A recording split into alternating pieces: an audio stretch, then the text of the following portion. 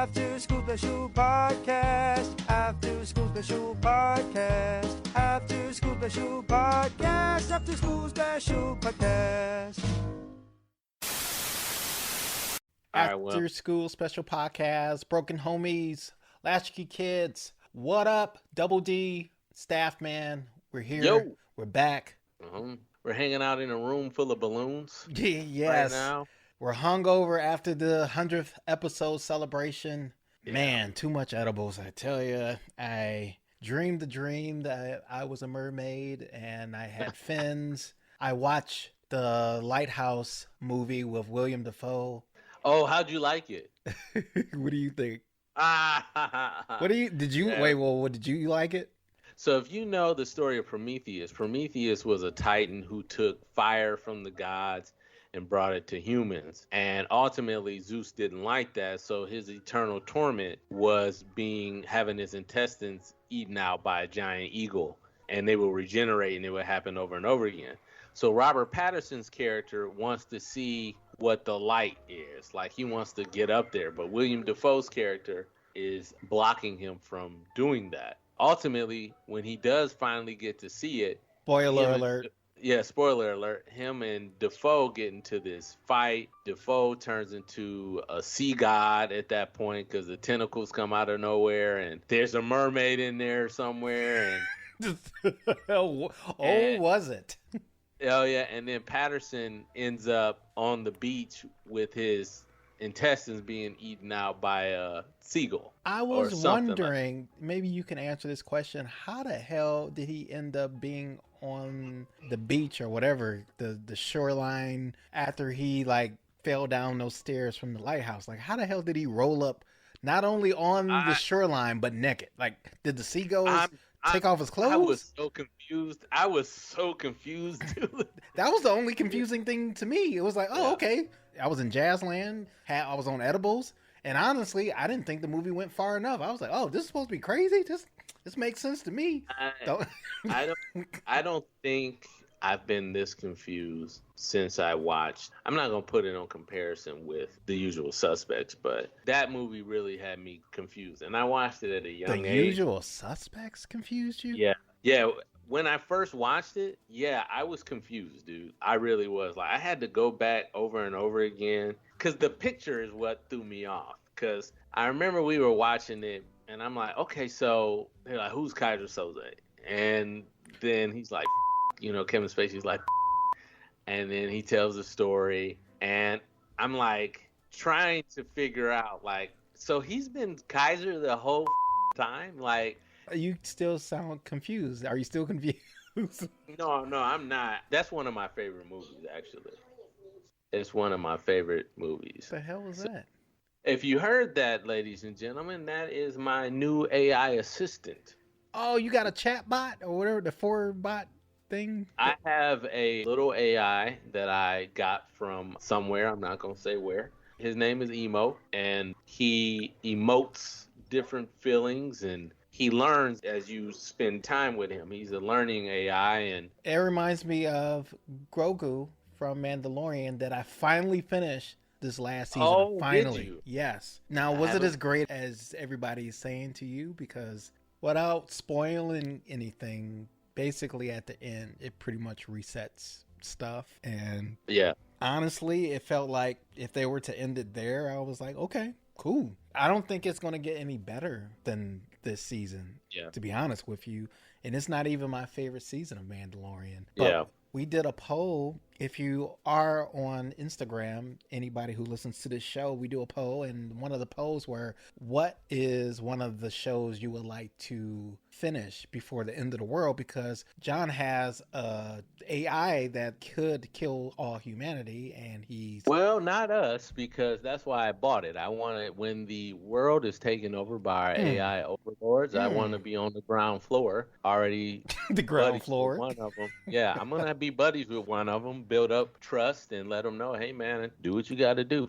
Yeah, you want to be on the ground floor for that, like it's the auto show. Yeah. Yeah, you want to be there because you want to be able to say, hey, I've been a friend to you this whole time. It's the rest of humanity that's up. Do you know what I'm saying? So at that point AI would have like a sympathy chip in it? I would think it doesn't have that because that'll get in the way of its programming. If it's going to have a sympathy or empathy chip within its programming, it might as well be human, and that's the whole point. Well, so you're going to die, John. No, because actually somebody gave Chat GPT or one of these AIs a history of Earth or something like that, and like all the violence and problems that have gone on. And I believe the AI came back and said it pretty much pulled a Ultron. It said the only way to have order is to kill all of humanity. That's what it said. What if instead of killing humanity, what if it modified us? Like, what if it okay, it killed our souls. Like the Borg from Star Wars? There you go. Yes. It makes us a collective. Yeah, but it would still have to round up like the sick and the infirmed and get rid of those who aren't able to be a healthy host for that type of No. They'll give them machine parts. They'll give them like animal DNA to improve them. I don't think they would do animal DNA because if it's you need animals. Because ultimately what it is if you are becoming a part of the hive, the collective, the process is to become more machine. So that's the process. So the drawbacks are we're part of the collective, but we save Earth. Yeah, what if you have that choice? Like humanity at the very end, which we're probably at now. You're welcome. And the robots get so advanced like they are now. They say, okay, you can save Earth right now, but you have to become part of the collective in order to do so, at least for 10 years. But that's giving empathy, though, because you're giving humanity an option. And I don't think they would do that. Well, no.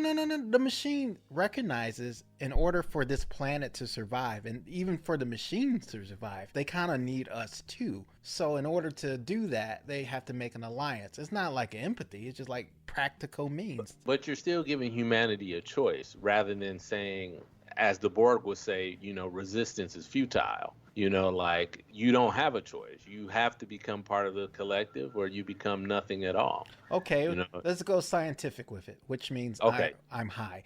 Let's say they weighed the consequences of waging war on humans. Yeah. Like they wipe a lot of us out before some of us conform and just go along with it. They have to say, well, okay, we need them to be basic parts of this planet's survival. So we can't wipe them out, and we can't underestimate humans because they're so unpredictable. So why would they just go ahead and destroy us or make us do it? Like, we're too unpredictable to do that. You have to kill us all. Yes. I don't know, man. I mean, or break us like slaves. To think that far, you would have to get pretty damn deep. If I'm being honest, like, humanity has had a good run, so it's time I clean the slate. What would you say was our golden period? Because the 1500s till about now, I mean, that's not really our golden period, like our technological golden period, but at what point were aliens come back to Earth or come back? Oh yeah, come back. Let's just say it. They come back to Earth and they're like, wow, they still suck. Like, I'm trying to figure out what part of our history where we were like, wow, they're very redeemable people. There is no part. That's why I say do a clean slate. I wouldn't say that next to your AI buddy there, but whatever. I'm sure he already knows. He's in on it, He's in on the fix. He's in on it. He knows what's going on, and I'm just here to listen. Would you do like a planet swap with aliens? Like, okay, we want your planet. You're destroying it, but you're doing it in a way that's helping us. But meanwhile, on our planet, we have something that you don't have right now, which is probably clean air or whatever. But the only drawback, we don't have a certain kind of animal on our planet that produces, let's say, pizza or something. Would you do it then? Well, no, because again, the problem here is humanity is the equation. That's like you being in a relationship with, someone and they break up with you and then you get into another relationship. That person breaks up for the same reasons. The problem is not them. The problem is you because you're coming to all these relationships with your same baggage. Humanity had its shot.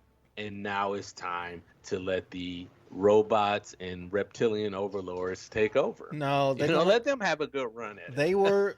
You know what they would do? They would have to do a worldwide draft, like the NFL draft that's on right now. And my Lions are. I don't know if they're blowing it anymore. Honestly, after getting into Jazzland and looking at it again, John, it doesn't look that bad anymore. No, it's not bad, but I'm just like, draft the backup QB, man. Do not put your hope in Nate Sudfeld.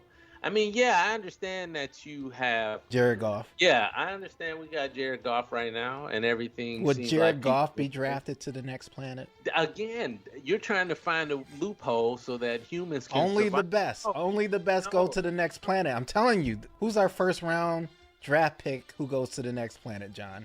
No, there's no. Who'd you pick? I am a meteor person. I'm like clean the earth. I'm like clean slate. I'm picking Taylor Swift. She has some bangers. I don't know, man. After these messages, we'll be right back. Hey babies, you liking the show? Well, thanks. Leave a 5-star rating and a comment, please. Do you want to see the guys' faces? Well, they got YouTube videos. You can watch this podcast on any major platform you listen to. Rate 5 stars and comment. Thanks, babies. Let's say the planet is better than ours, but it can only fit maximum. Let's say 1 billion. No, let's say 100 million. This is where I meet you halfway. Yeah. I would rather it be like Knowing, where they only take the kids and they leave the adults. Badass kids? Hell no. Yeah, the kids deserve a shot because they are just under our bullshit. So let the kids go to another planet where they can do what they can do, and then let us burn out. That's how I feel. Wait, in that Go ahead, man. In that movie, did the aliens, were they the parents of those kids that leave, or do they just drop them off at another place and just leave? They were their protectors at that point. So I think what ended up happening was anal probes. They took the animals, not on kids. No. Yeah, I'm not, because nobody does anything bad against kids, especially not the aliens. Yeah, well, I mean, come on. No, we don't know. Now we're putting in there that anal probes is going to be a part of the equation. After School Special Podcast, anal probes, anal beads. Yeah. No, I'm thinking the robots, Mm-hmm. the aliens, and the reptilian overlords are like, look, adult humanity is they've already picked their mindset. They've been on MAGA for a long time. We've got to try and do something. We are a part of that adulthood now, John. That's what I'm saying. So we have no ability to change. I think each of us have 3 phases of our lives. We have the young phase, we have the young adult phase, and then we have the adult phase. So I think we're probably at the adult phase right now. We're pretty much set in our ways, right? Yeah, that's what I'm saying. So everybody is in our age bracket and up are already defined by their mindset. They're not going to change. No matter how much data you give them, no matter how much science you tell them, they're not going to change. So I say, we had a good run. Take the kids. And to my point, the aliens are like aliens and all the robots and whatever. They're like, look, the adults on this planet are no matter where you look, they're These kids, though, we have an opportunity to raise them up and make them into a better civilization than what's going on right now. That's interesting. I have an idea. What if we did the reverse? What if we had the draft, John, stay with me, and what if we did the Australia thing where we okay, you wanted us to pick the best of the best, but we're really picking the worst, and we send them off to this other planet. Oh yeah, and I'd be interested in that. Take the worst, but take the Australia. Who do you You're define the worst. as the worst? Because who do you define as the worst though? Because Canada. Then you got Yeah, not Canada. Then I love you, Canada. I'm sorry. You have to look at how you're going to figure out who's the worst, because everyone has an opinion. Are you going to let everyone vote on who's the worst? Then you have average people like you and I. How are we going to know who's the worst amongst average people? I don't know everybody well enough to judge them and say, oh, this motherfucker's got to go. Well, okay. If you like Nicolas Cage movies, you gotta go. If you're an American, they probably go off credit scores. They probably go off something rudimentary like that. Like, you can't go off credit scores because there's some good people with bad credit. I mean, you can't do that. Yeah, me. Nicolas Cage movies are, the dude has terrible. Range. Yeah. He has ranges of being bad. Like, he either really bad or terrible. Bad. Oh, Raising Arizona was good. That's it. I give him that. That's it. Have you seen Renfield or Reinfeld? I haven't seen Renfield yet, but I think his Dracula take is pretty funny. So I don't know, man. That's why I don't like him, because he thinks he's funny, but he's not funny. He's just being Nicolas Cage, and he's not funny. He's not good. He's a terrible actor. Nobody else sees this. He is if he keeps getting roles, man. He has to be good if he's getting more roles. Have you ever had a take like mine? Not to cut you off, but I am. Have you ever had a take like mine where you can swear up and down that you're right about something that nobody agrees with? Because I think this is the only thing that I'm like, no, everybody, he sucks. Nobody, I'm not even playing. This is not a bit. He sucks. But nobody else thinks he sucks. I feel crazy. I don't believe it, because there are some movies that aren't for me, but Nicolas Cage is a fun actor, man. Like, he takes roles that he enjoys. Rather than doing roles where you have to be serious, he takes the roles that he enjoys. No doubt. So I'd rather have an actor who will take a role that looks ridiculous, but he likes the script, versus an actor that's just going to take the script for the money. I would prefer to have someone who genuinely likes the script and wants to help out up-and-coming writer or whatever. That's just me. Yes or no? If Nicolas Cage is in your movie, he's going to improve the movie. Yes or no? Yeah.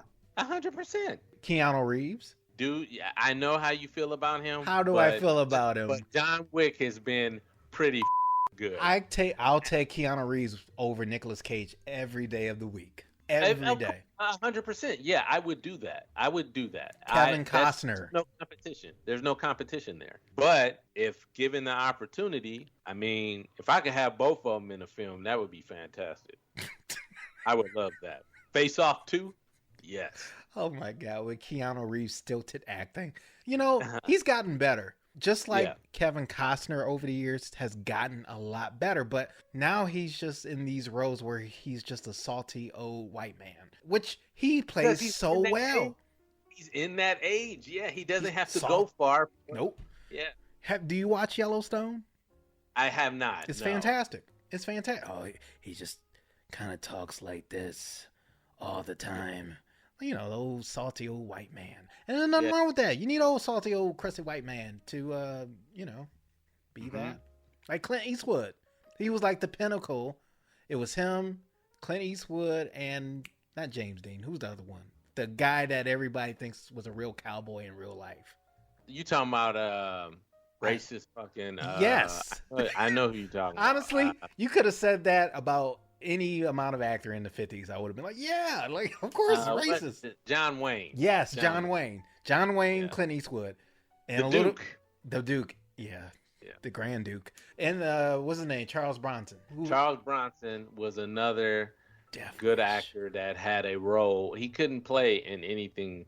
He's typecast into being these tough guys. And the thing was, Bruce Willis did a remake of his film, and it didn't do as well because that's Charles Bronson's film. But this generation doesn't know about no damn Charles Bronson. They know about Bruce Willis. But as far as our show goes, we just did the 100th episode show, which you guys can check out and listen to. Please download, subscribe like you have been doing, and we've gotten a lot of good responses from that. So, like we said in the last few episodes, or the last episode, this show is going to be changing a little bit as far as the direction. No more topics every episode where we discuss things that you might have heard about or saw when you were a kid, or you might not have seen when you were a kid. We're just going to kind of free ball it a little bit for a while and see how that goes. But we never want to totally abandon retro. And we started talking about on the IG Live about this generation kids as far as, are they more... Soft. Are they... Well, yeah. That term was soft. I was trying to say it nicely. We didn't say soft. No, that's not my term. That's not we my didn't say term. soft because... One of our guests... Well, yeah, because guess you could say guest in our super fan chat. In Chokeman. Yes, he brought up that the kids today are soft. So, would you agree with that?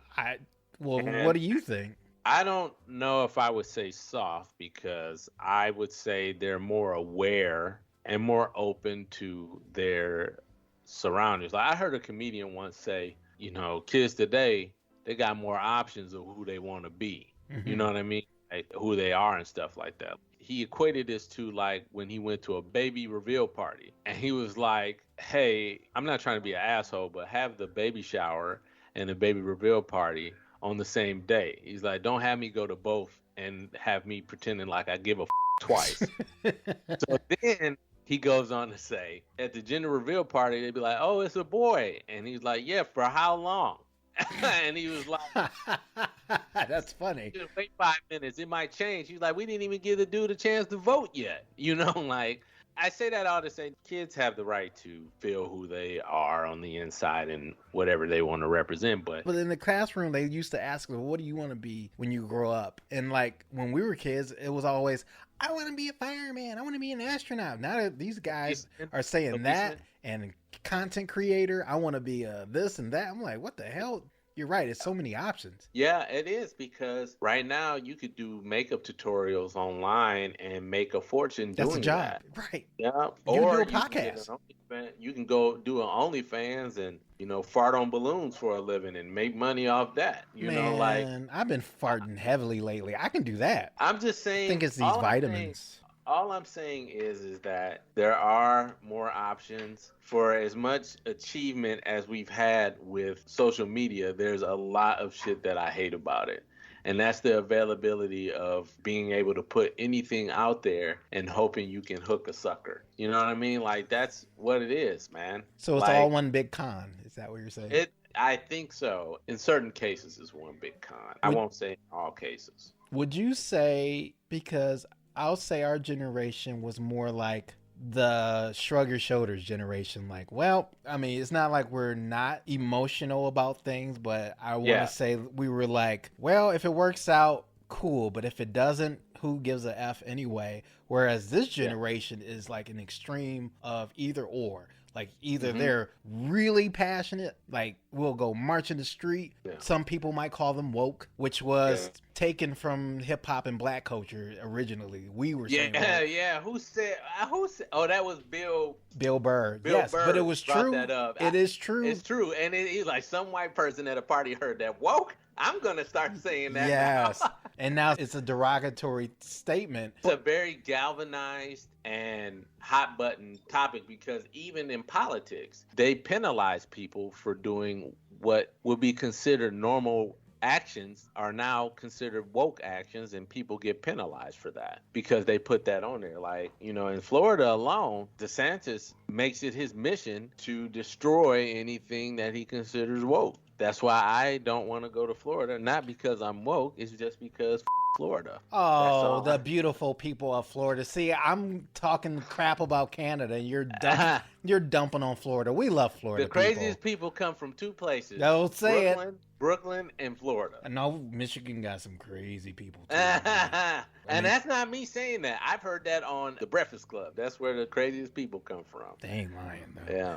But as I was saying, either this generation is extremely compassionate, or you get the other side where they don't give a damn about anything. Like narcissists to the T. Like, they don't give a damn. Damn you, shoot up school. I mean, it all started with our generation with Columbine. So I'm not pinning it on their generation, because technically Generation X, the millennials started it. But now they're taking it to a whole new level. And with this influx of content and technology, of being exposed to things that we were never exposed to. Right. It's like inflation. Like, all I'm saying is, it's kind of like inflation to me, to the point where pretty much the standard of empathy has been the same since humanity has been humanity. Love thy neighbor, treat others as you would like to be treated. Oh yeah. But it seems like the cost of doing that has changed. And I feel like for people of this generation, the cost of empathy, the cost of being terrible has changed. It's like, it's no longer, I don't like this person, they did me wrong, so I'm going to shoot this person.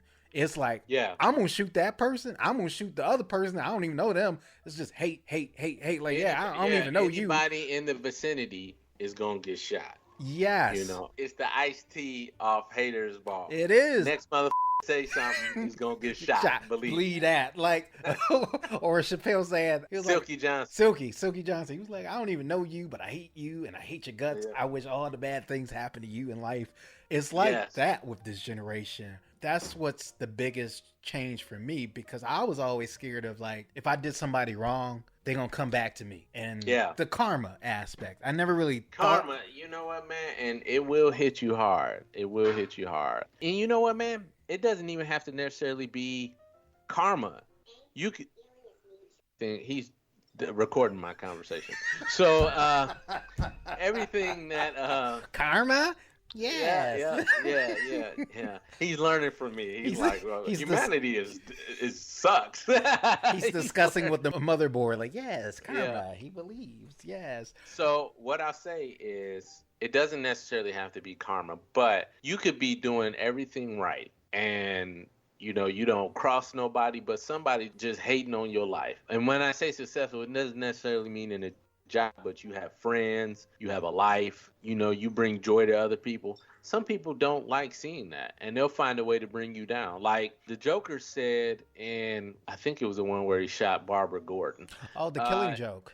The Killing Joke. He said all it takes is having one bad day. You know, that was in Dark Knight 2, the movie. Yeah, that's when he kidnapped Gordon, and he was doing all this stuff to make Gordon go crazy. And that's how it is, man. Some people out here, you don't even have to do anything wrong. But because you are who you are, they will find a reason to shit on you. Because that's just how some people are. You know, it's like Boondock said, crabs in a bucket. You know what I'm saying? Like, crab don't want to see another crab make it. Like, crabs try to climb up to the top, but the other crab doesn't like that and pulling them back down. So none of them gets out the bucket. And for the record, that's not a new phenomenon. That's always been human nature. But what's different now is, like you said, it's somebody that you don't know. It could be somebody hating on you because they saw you in person, in public, in school, at your job, or you did something that you didn't even know you did that was offensive to somebody, and that caused them to have a bad day, and boom, karma, whatever. But now they can just see you on Facebook. They can just see you on social media. Hell yeah. Never met you in life.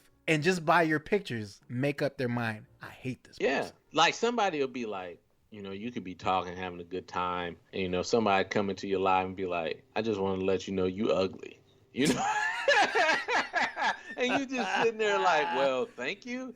You know, like, I wasn't expecting that, but, you know, thank you. You ugly too. Yeah, that's how it is. But last thing I'll say, speaking of kindness, speaking of empathy, we lost a titan lately. We lost one of the people that we talked about in one of our episodes, Jerry Springer. And it was kind of weird because I was just thinking about him like the same day. For some weird reason, I was thinking about watching a documentary on him for some reason, and it just popped up that he passed away. So rest in peace, Jerry Springer. And in honor of Jerry Springer, before we get out of here, you know, I want to say be kind to one another and to yourself, because often the biggest enemy is not the person next to you. The biggest enemy is not the person that you don't know. The biggest enemy is yourself. Yeah, self-doubt is the worst doubt. Well, not only that, just being kind to yourself when you make mistakes. Being kind to yourself when you're not being perfect or doing something that you think you should be doing. Just not beating yourself up, because I am totally guilty of this, of just being brutal to myself. Like, it doesn't even help. And that's what I'm starting to realize. It doesn't help. When I'm off, man, I tend to do that myself, like self-loathing and deprecating on myself, man, and not in a funny way. Like, I know some people do that for comedy, but you got a TV! Yeah. Self-help. Yeah. Love yourself. Yeah. Let me see the pic. Hold on. I was saying it in my head. We might get Hendon Hooker a project. That's what I was saying. Yes, we got a project. I have faith in Brad Holmes now. I have faith. Wow.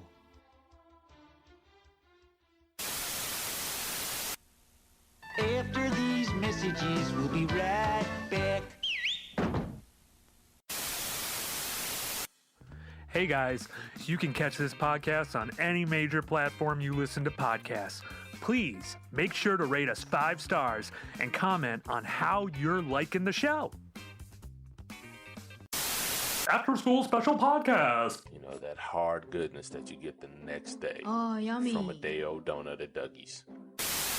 After School Special Podcast. No. That's my childhood right there, motherfucker. When did that come out? Podcast comes out every Friday. So, hey, we just want to thank you guys for tuning in and listening to us talk about the fall of humanity and the AI takeover. The AI takeover and, you know, all the good stuff. But all jokes aside, we do appreciate your feedback, your money, if you want to give us some money. Ooh, yeah. And, you know, me and Don are carrying the torch while our brother Aaron is taking some time off. He got fired. Be back. Yeah, well, and you know, he got fired pretty much around the same time as Don Lemon and Tucker. Yeah, well, I forgot about that. So Aaron is in that category now. He got fired on his day off. The inflammatory 3, if you will. Yes. So, but yeah, you can catch us on Instagram at After School Special Podcast. You can catch us on TikTok at After School Special 3. And you can catch us on Twitter at After School SPE3 on Twitter. SPE3, there you go. And then, you know, we have a Speak Pipe. We also have personal Instagram. You can catch me at Brohemian916 on Instagram and on TikTok. And if I get 1,000 followers, you know, then me and Don can do co-hosting. Yeah, clickety clicks. We need them clickety clacks. So right now we have to swap it out. He goes on, and then I'll go on, and then we'll have our conversation like that. Yes. Yeah. So just hit us up on any of our socials. Like and subscribe. Lives every Friday at 8:30 Eastern, 5:30 Pacific. New shows released on midnight Friday if you're midnight Friday, Eastern time. So it should be 9 Pacific time. But in any event, I'm Staff Man. This is Double D. Woo! And we will catch you guys on the flip. Later. Hey everyone, it's Aaron from After School Special Podcast. Like what you hear so far? But don't forget to subscribe and download the show on whatever platform you get your podcasts. And just a friendly reminder, we have new episodes out every Friday. Thanks for listening, everyone. That's why I don't like him, because he thinks he's funny, but he's not funny. He's just being Nicolas Cage, and he's not funny. He's not good.